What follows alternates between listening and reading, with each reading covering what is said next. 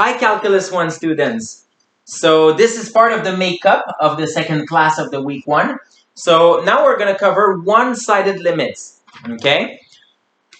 So in order to do that, we want to review the example that we had at the beginning of the section. So in other words, f of x that is equal to 1 minus x if x is smaller than negative 1. And that's going to be x plus 1 if x is greater or equal to negative 1. Okay? In the lecture notes, you have the table of values, but what I will do instead is I will sketch the function. You have like 1, 2, 3, negative 1, and let's say negative 2. That will be enough. Okay? And then it does this. And then you have like here, here. Okay, so now remember what happened is that as we were approaching negative 1 from below, then we follow on the curve. Okay, the value of y is ending up approaching 2 from above. Okay, so as x approaches negative 1 from below, f of x approaches 2.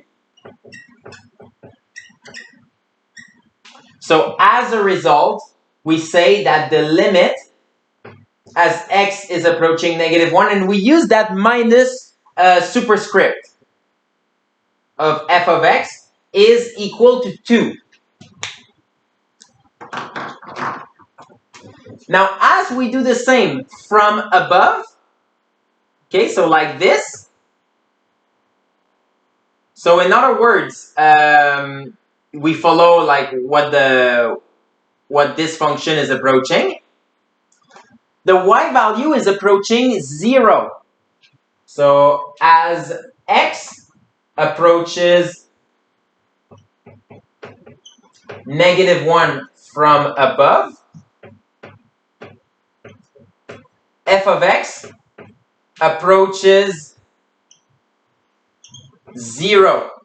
So as a result, the limit as x is approaching negative 1 from above of f of x is equal to 0. Okay? And these are what the one-sided limits are.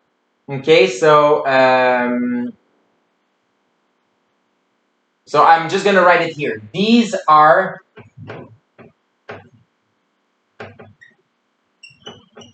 one-sided limits.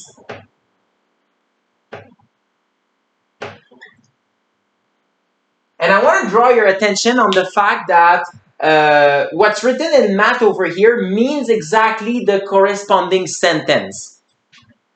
Okay, now I'm going to erase everything, and we're going to discuss about the fact that, remember, we said that the limit didn't exist because these two numbers are not the same.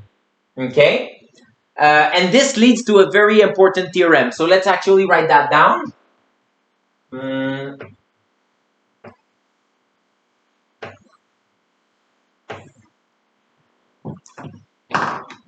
So this is a reminder, pretty much.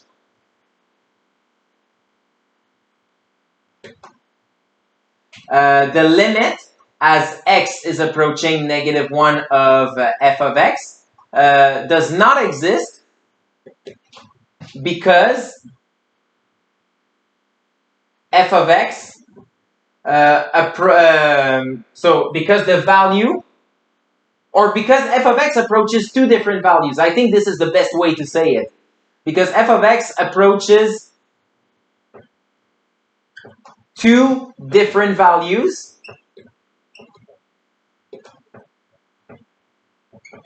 and depending on the side.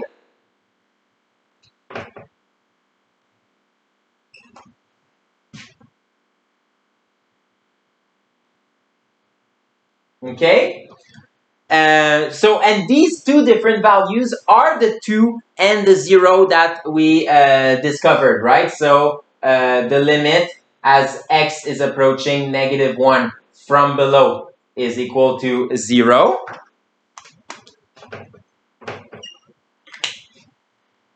And the limit as x is approaching -1 from above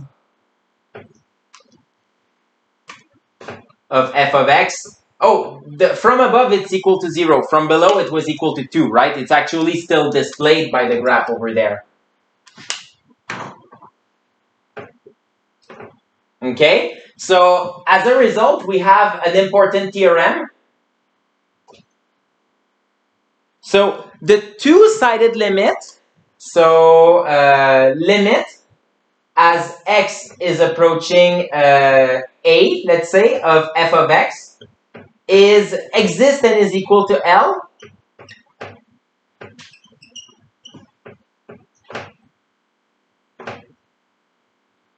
Is equal to L if and only if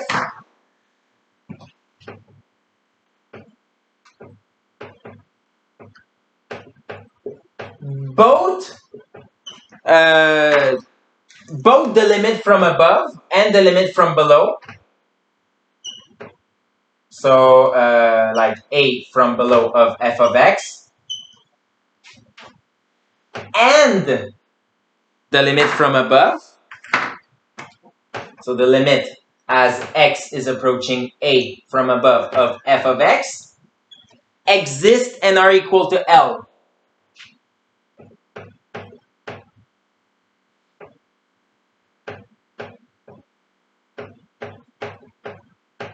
So in other words, for the limit to exist, both one-sided limit must exist and match.